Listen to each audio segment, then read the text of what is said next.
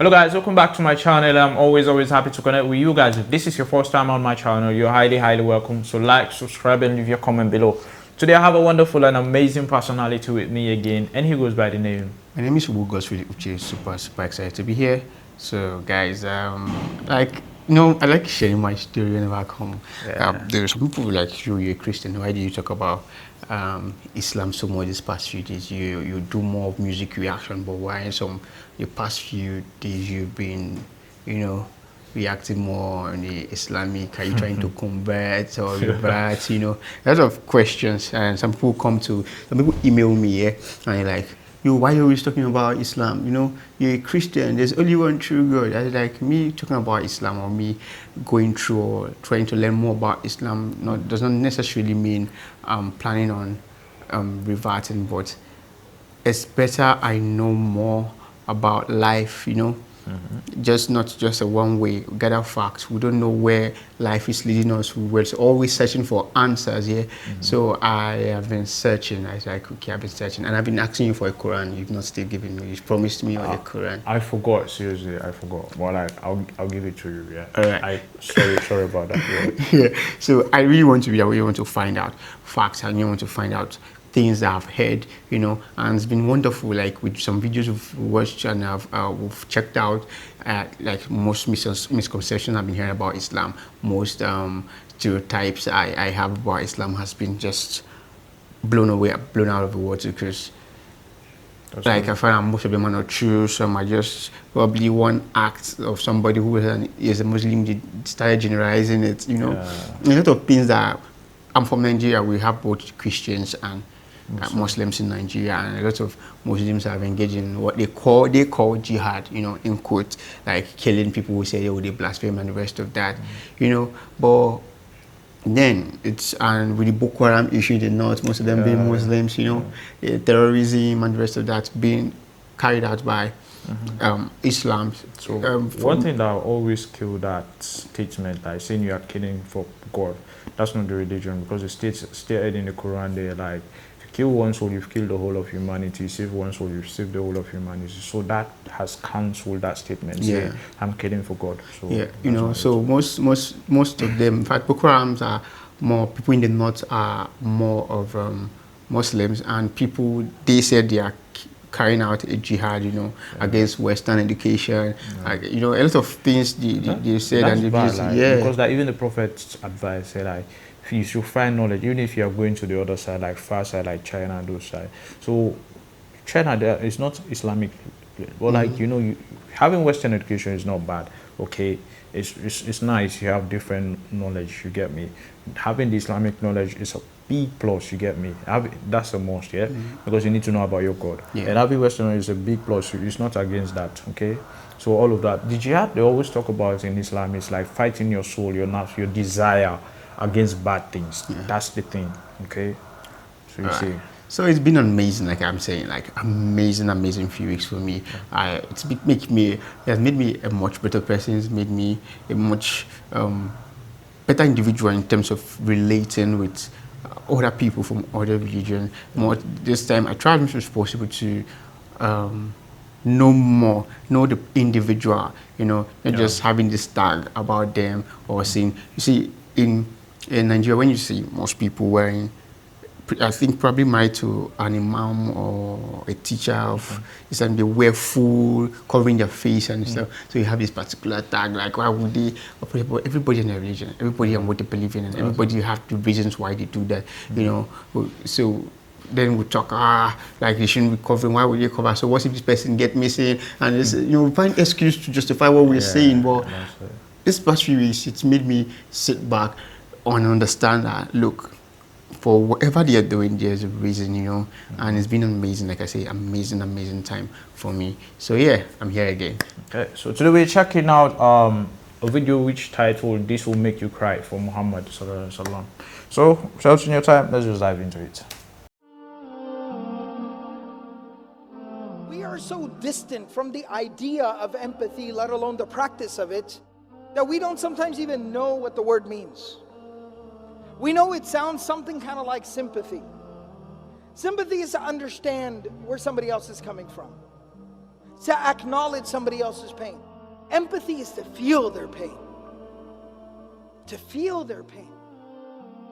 The Prophet ﷺ exhibited this beautiful, unbelievable quality of empathy. And I want to share very quick, rapid fire, so try to stay with me. I just want to share a couple of examples of this empathy in regards to different people. How he would practice his empathy with different people. It didn't matter who it was. When Ikrimah, the son of Abu Jahl was the man who had declared war against the Prophet ﷺ, the Muslims and Islam. He had killed Muslims just for believing. He had tortured Muslims just for believing. And he was at the head of multiple plots to assassinate the Prophet ﷺ. He eventually led an army into the battlefield with the intent of killing the Prophet ﷺ and as many Muslims as possible. This man made it very clear what his position was in regards to the Prophet ﷺ and Islam. And eventually died with those same convictions. His son, who had fought by the side of his father, and in fact continued his father's work after his father's death, he is now coming to Mecca to meet the Prophet ﷺ after the conquest of Mecca. And the Prophet ﷺ, when he receives the news that Ikrimah has entered Mecca and he's on his way to see you, the Prophet ﷺ turns to his companions and he says, his father's name was Amr bin Hisham, and they used to call him Abu al-Hakam because he was a leader of his people. But the Muslims used to call him Abu Jahl because of his actions and his conduct. The Prophet ﷺ turns to the Muslims, the believers, and he says, Ikrimah is coming, and I am hopeful that he will embrace and accept Islam. In his presence, none of you should refer to his father as Abu Jahl because it would hurt his feelings. Even if he becomes a Muslim and he recognizes that his father was wrong in his beliefs and his ideas and in what he did, it is still his father, and it would hurt his feelings to hear people, his new brothers and sisters in faith, to refer to his father as the father of ignorance. So do not refer to him as Abu Jahl in the presence of his son Ikrimah. This is the graciousness of the Prophet ﷺ. This is his empathy. He was able to put himself into Ikrimah's shoes and understand how he would feel in that situation. One of the main conspirators against the Prophet ﷺ, the head of the Munafiqun, the hypocrites in Medina, Abdullah bin Ubay bin Sulul, when his son comes to the Prophet ﷺ saying that my father has died, and I know that he was completely opposed to you, and he said terrible, reprehensible things about you, but he was my dad and I worry about him.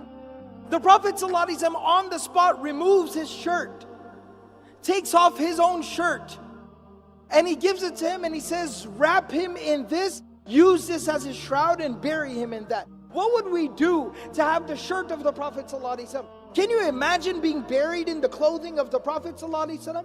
What an honor, what a blessing. And even though Allah subhanahu wa ta'ala made it clear, this would not forgive his sins and what he had done wrong, but the Prophet ﷺ at that time is thinking of the son and putting himself in the son's shoes. Imagine what he feels like losing his father. That's empathy. The Prophet of Allah sallallahu alaihi wasallam, very touching story. His grandson Hussein radiallahu ta'ala anhu, the son of Ali and Fatima radiallahu ta'ala anhuma. Hussein radiallahu ta'ala anhu, he was the younger of the two brothers, Hassan and Hussein radiallahu ta'ala anhuma. May Allah be pleased with both of them. The younger one, he used to stutter. He had a very severe stutter, to the point where he could not even complete a sentence. It would take him forever to finish a sentence. And what makes it even worse is, as a child, this is very, very traumatic and very detrimental to the development of a child. What makes it even more difficult is the fact that the older brother, Hassan radiallahu anhu, was very, very eloquent and well-spoken and a very gifted public speaker. So think about the pressure that put on the younger brother, stuttering so much. And so he used to stutter so much. And you know, when kids start to get a little bit older, they're 4 or 5 years old, they start to develop a little bit of, courage, and they like to talk. One time, the Prophet ﷺ is sitting with quite a few companions, and his grandsons are sitting with him, and the younger one who stutters, he starts to chime in and say something. Because they love their grandfather, they're used to talking to him, he starts to say something. And the Prophet ﷺ used to afford each and every person so much respect that when somebody would speak, he would become quiet. He would not just turn towards them with his face, he would turn towards them with his chest. And he would look at them while they spoke. And so he starts to speak, and the Prophet ﷺ stops and turns towards him. And so everybody there also starts to listen. And the kid is stuttering so badly that it starts to become awkward. And some of the people naturally, not viciously, not maliciously, some of the people naturally, they start to kind of exchange some glances, almost feeling bad for the kid, because he cannot even get through a single sentence. It starts to get really kind of like awkward.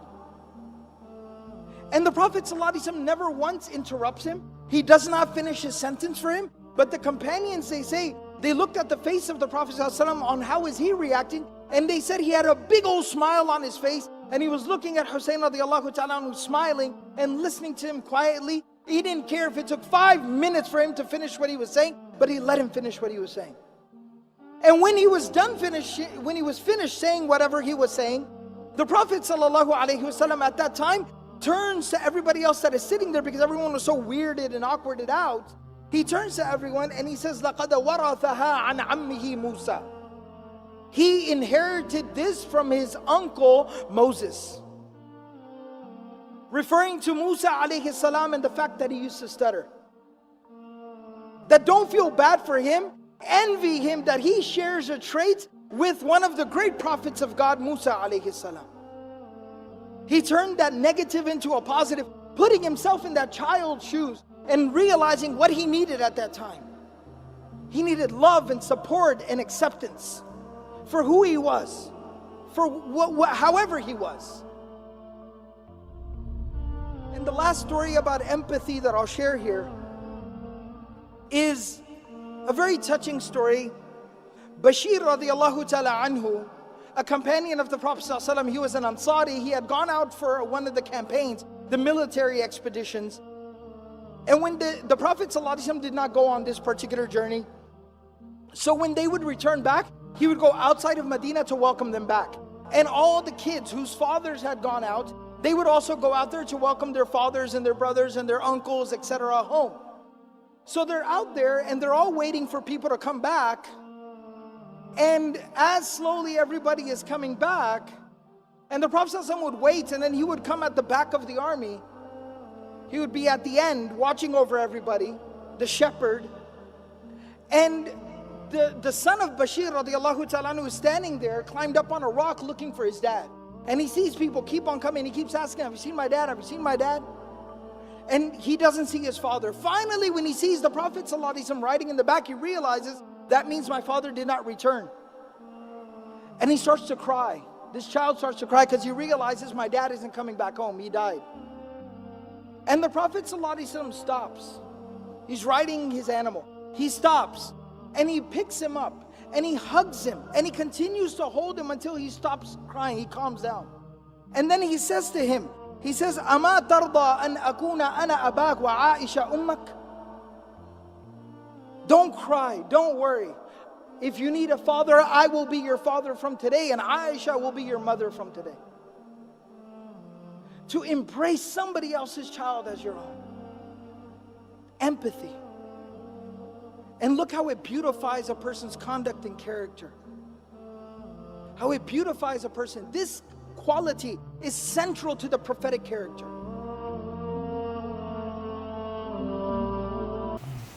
Bro. You know, as humans, yeah, that's something we lack. Yeah, we're able to sympathize with people, but we don't really empathize with them. Time, yeah. You know, like, sorry, you know. But then, when you put yourself in their shoes, if it were you, how would you feel? Like, we'll go further from the sorry. If there's a need for, okay, probably the person is hungry. Okay, and I have $5. Probably I can give this person 50 cents to go get something to eat. You know, when we understand the situation and try to know, like, or if we've been in that situation ourselves, we would know what it means, you know, to empathize with somebody. When you talk about someone being homeless. Like I told you sometime, I've been in that situation. Yeah. When I moved to Ghana to school, Yeah, all first. those things, Yeah. yeah. You know, so but when I see people in that situation, sometimes I can't help it, you know. I just go out and just help as much as I can. Yeah, because you know how it Yes, feels I like. know. Like when it gets to the night, you don't know. You think about where you lay your head. You know, sometimes it's very cold at night. Sometimes you stay in a class and mosquitoes. You know, it's just terrible. You know, so sometimes when we put ourselves in the shoes, we go out to empathize with these people. Yeah, that's it. And what I've learned also, like, you know, when talking about Abu Jahl, he was the guy, he didn't mention he's going to tap back your dad. That's where I came down talking about the guy. When the prophet used to go for prayers, he would put stones on the road to head the prophet, him and his wife or woman at that point in time. So you see, but at the end of the day, he was like telling the others that the son, even though he was doing his dad's work, like fighting against Muslims or killing Muslims, he said like you should welcome him, don't mention his dad name in that way, or like talking bad about him, and also talking about the other guy that his dad died and he gave him his clothes and all that. So you notice it changes the concept. Like when you see someone who is against you, but what if the person is going through a lot? People say like, nah, I won't help this person, he's not a believer, or I won't help this person because he has done this to me. But no, you try to like put yourself in that situation. You see, that is when it is the sweetest. You know, that is when it matters the most. Yeah. You know, when you go out and above for someone who's always against you, someone who's always wanting your downfall. See, when you do that thing, you've won the person over. Except that person is evil, totally evil. Yeah. That's when the person wants, like. And you know, when you do those things, you're not doing it for even the person, you're doing it for God, Yes. between you and God. And That's yourself also, because Yeah, bro. you know, sometimes when the person do you, but in knowing or unknowing, you're actually gathering some kind of, I won't say hatred, but Yeah. it's kind of dislike for the person. Yeah, But no, then for sure. at a particular point in time when you're able to put that aside, you know, and help this person. Yeah, you're looking at the bigger picture. Yes, That's it. you You'll be forget, happy yeah, as you'll be well. happy, and you just even when you see him, it doesn't, all the things he Yeah. doesn't even matter to you. Like Yeah. this person, what do I have to do with you? You know, you just take out those things. You just see him as every other person you see. That's it. You When know? you can't control your emotions. Yes. So like that's how the prophet like got a lot of people. It's based on his character and all of that. Even before the revelation came to him, they trusted him so much. People come and give him money to like do this, and they always respected him like a whole lot. You get me? So, but when he started preaching about the oneness of God, that's where a lot of people started hating him. But apart from that, he still shows that character of like helping people out, putting himself in that position. So like that's what like a true Muslim should be like, not like discussing and all of that. Yeah, you might say something against my religion, but that doesn't mean I should come back and bash you. No, I tell you what I believe in, and I respect what you believe in. But like when it comes to like help and other things in the community or something else, I should render my help. Okay? Because like whatever God bless you with, like it's not like yours, or like it's not like you're working harder than other people. It's not like you're smarter, but God just bless you, and it's as like a test for you. So the way you use it, are you using it to like help others? Are you using it in the way of God, or you're just desperate because of your desire, or like acting tough, like yeah, I'm the best, I'm the bad. You get. So if you do all those things, you have to give account no matter what. So you see, based on characters, you kind of like get people to like follow you. Because there was this woman, like he was saying like the prophet was helping him out, but he didn't know he was a prophet.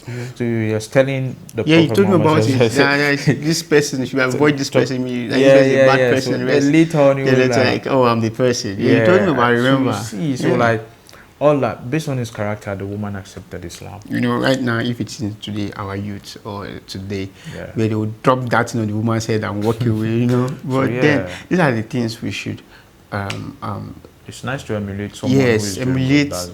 those things, you know. Like I'm telling you, it opens doors. Yeah. You know, you could, by that time, the woman could be converted because, look at the person I've been saying bad to. Yeah. By that time, we could get favor from that person. Or after saying this kind of things to this person didn't even retaliate, there's something about this person I want to know more about this person. I want to know more about his lifestyle, you know. So these are the things we've forgotten. This is our generation. You say the generation of vipers and the rest of that. You know, it's crazy where our generation is going to. We don't respect, we don't look at elders, we just do our things. It's just all about us. What we think about is about us. So, but yeah. So yeah, I hope we learned one or two things here. Yeah. Yes, I did. So yeah, thanks for coming. I really appreciate You're having you, welcome. bro. So guys, we've come to the end of this reaction. Thanks for watching. Like, subscribe, and leave your comment below. Stay blessed.